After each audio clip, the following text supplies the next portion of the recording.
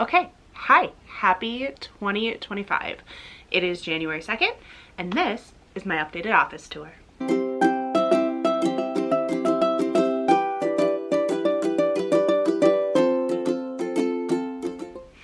So in 2024, we moved. I almost shuttered my small business and then decided not to. And so now I'm in a new home with a new sewing room. My business is thriving and I am excited to work on sharing that here with all of you. To kick it off, I want to share what my sewing room looks like. My sewing room is a combination of my small business office space and my personal office, like my personal little retreat. It is my pleasure sewing room. It serves a lot of purpose. This is my happy space. This is where I am when I am in my home and I am not mothering, basically. If it is just me time, this is where I am. And I love it here. It's a bedroom in our home. So it does have an office. It is a basement bedroom, one bright big window, but really it's fairly simple, and we've just kind of worked on updating it to make it work for what I need to. Priorities in this space are storage, lots of storage. As you can see, I have a lot of things. And then personality. Our house is beautiful, but it is a new build, which means it came with zero personality, like nothing.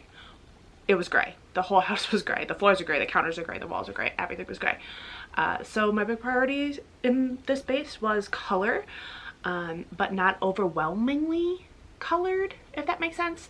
But it needed to be bright. It needed to feel happy. It needed to make me want to be here. So that is a little backstory of why I have yet another office tour to share. But let me just walk you around. Coming in, the first thing I have is probably funny to just me, but it's a sticker on the door that says employees must stop crying before returning to work. Makes me giggle constantly because you know who the employee is here? Me and a newborn. Immediately to the right is a set of IKEA bookcases, and I'm going to back up so you can try to get the whole picture. I'd extend floor to basically ceiling. And this is where I keep the vast majority of my crap. And you can tell I got a lot of crap. So here's a big overview. There's the door we just came in. And then I'll kind of walk you through it bit by bit. So up top, I have my cover stitch, my serger, my Disney and other licensed type prints. I do not sell these. These are just for personal use because I am a theme park enthusiast. So lots of those there. Storage boxes here. Some of them labeled, some of them not. One of them has extra machines for my main part. And then, honest to God, I don't even know what's in these ones. Yeah, I should probably get labels, but they're pretty boxes. And then a bookshelf.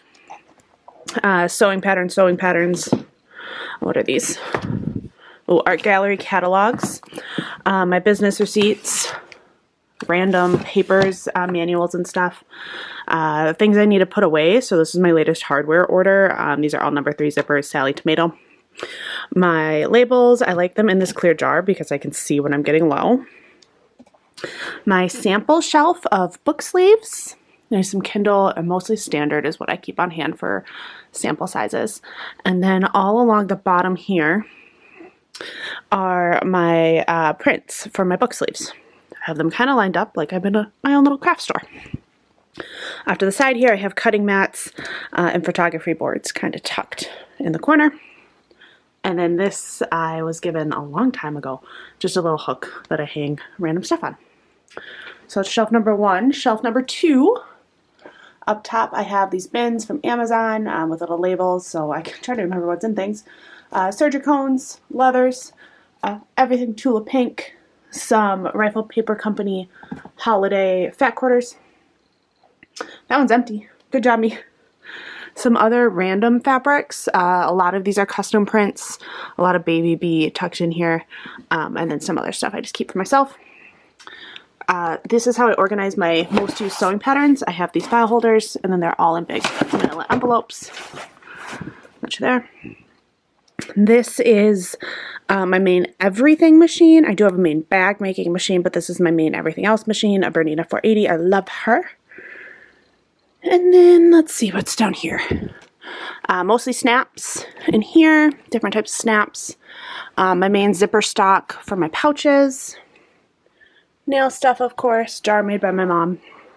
And then some additional prints down there. Interfacing, these are my seasonal and limited edition prints for book sleeves. Extra thread, books. Bin up top is waterproof canvas. Over here, foam batting, and then primarily just book sleeve prints here, all the way down. So these ones here that are still wrapped are overstock. So overstock. These ones are new ones that I have not gotten a chance to make and sew. I'm doing a men's solid collection because I keep getting questions about having some for men that aren't floral. I don't know why, but alas. And then this is my personal collection of Kindle sleeves, some random supplies, and then a book sleeve I started and then forgot about, and so I made a new one. And that is the main bookshelf there. There's a good overview again. To the side of that, I have my felt right wall. These are little felt squares, maybe about 1/2 inch thick. They absorb sound and are pinnable. As you can see, I have some stuff pinned to it. Kind of fills up this big blank wall. Again, helps absorb sound, and I like that it looks like a quilt. Next to it, I have a photography table, actually, but I leave it up even when I'm not doing photography because it's a good little side table. Baby bouncer. Gotta have a baby bouncer. And then moving on, you have my main desk space with a calendar that I apparently have not updated since November. Oh, that calendar is actually out of date now because it is 2025. That's crazy. Main desk space. This is also a stand-up desk. It's got the little thing down there, which I do really love. I use a Dymo 360 for my label printing. Main printer, extra storage, garbage, all the basics. Nice big window. I do like that. Over here, this lamp is Target and is the perfect little spotlight onto my machine. This is my main bag making machine. She's a Juki TL180. We love her. I love that this has drawers. So all of my main grab and go supplies live right here. Kind of keeps them clutter. Picture of my oldest son, frames for the photos that are coming of my new baby. Because there's 2 of them now, which is crazy. So I'm going to go back over here, stand by the desk, give you kind of an overview of this side of the room. You can kind of see it there. So my main work table is 2 of these 8 square IKEA, I think mine are actually Target, but whatever, the Calyx boxes. And I actually have these little feet I got from Amazon to raise them up to counter height, which is really nice. And then this is an old countertop I have screwed onto the top to keep them together. I do not keep an ironing board. So instead of ironing board, I have this big felt mat that I roll out when I need to iron, and then when I don't need to iron, I do this. And it lives there. There's a realistic behind the scenes for you. Over here, kind of grab and go storage, so interfacing scraps. These are my main custom prints of Fourth Wing inspired scraps down here on the bottom. Grab and go shipping supplies here, tissue paper, packing slips, etc. Up here, again, I'm looking for quick, easy access. I want to be able to put things away in 3 seconds. So all of my scissors have spots here. The pens I use the most, a smaller ironing mat, my most used patterns live up there, and the ones that don't live there live here. So these are acrylic templates for the book sleeves that I sell. They hang right here. You can grab them, throw them there, which is really nice that they live there. Fly swatter lives on the other side because we live in a construction zone and there's flies everywhere. Behind the door is bag making hardware. That's an IKEA pegboard. That one is too. And then these little cups are IKEA, but I actually have in them little dividers that I got off Etsy. So And then this side is primarily apparel making fabrics. I used to be really into apparel making. So like this one's all French terry. This one's all bra making stuff. Let's see. Fleeces. I think this one's swim and athletic. I have not touched any of these bins in a long time, with the exception of this one, which is my zippers. But I can't get myself to let go of any of it. I really don't sew clothing anymore. But alas, it lives there. Up top here, I have some art I picked up at local art fairs over the summer. Wallpaper on the back wall is going to be a pain in the butt to see because of that window, but that is Rifle Paper Company. There we go. Now you can kind of see it. The Rifle Paper Company. Curtains are IKEA. And there you go. The only other thing I got going on over here is, moving the chair out of the way, the closet in the room. I have these organizer drawers. I have 2 of them. And then I have them labeled, kind of what's in them. So this is a lot of like my business supplies. So these are all my extra metal snaps, things like that. This is all zippers by the yard, organized nice and neat. Nail making stuff, or nail stuff, like acrylic stuff, random tech stuff. You can see everything is labeled. I try really hard to keep everything labeled and organized. This is a laundry bin that holds my wax canvas, shipping boxes. It's not the most organized in here, but you can kind of get what you need out of it, which is kind of nice.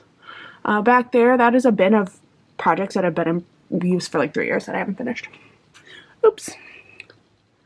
Little hardware store organizer organizes a bunch of like teeny little stuff like it's lost everywhere. And then this is my paper dump. So anytime I have receipts, any other paper I get, it goes in there until I deal with it from accounting. So yeah, it's a pretty full closet actually.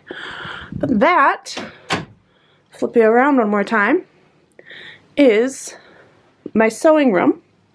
That is the current setup as of January 2nd, 2025. This is where I spend, oh gosh, probably 90% of my time. I'm in here constantly because sewing is both my job and my passion. So, okay, so that was it. Like I said, it's pretty simple. A lot of the stuff is repurposed from the old home, my old sewing space, but it just feels more like me. Like this is what I wanted my old space to feel like, and it never just quite got there. So I'm excited about this one. I know I walked through that pretty fast, so if there's something you want me to talk about more, something you want me to explain a little bit more, please let me know. Happy to do more in detail overviews. Yeah, and then coming up, I want to start talking more about what it's like to run a small business, a small sewing business out of your home, sharing some of the stuff I've learned. I had an amazing year last year, despite not doing any in-person markets. Made almost $30,000 on Etsy alone, which feels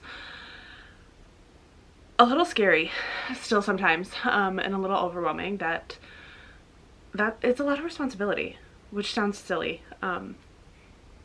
But yeah, so coming up, I want to start sharing more about my sewing journey, my small business journey, and what all that looks like. So you'll probably be seeing a lot more of this space and a lot more of these beautiful fabrics from my at-home quilt store. So there we go. That was my office tour 2025.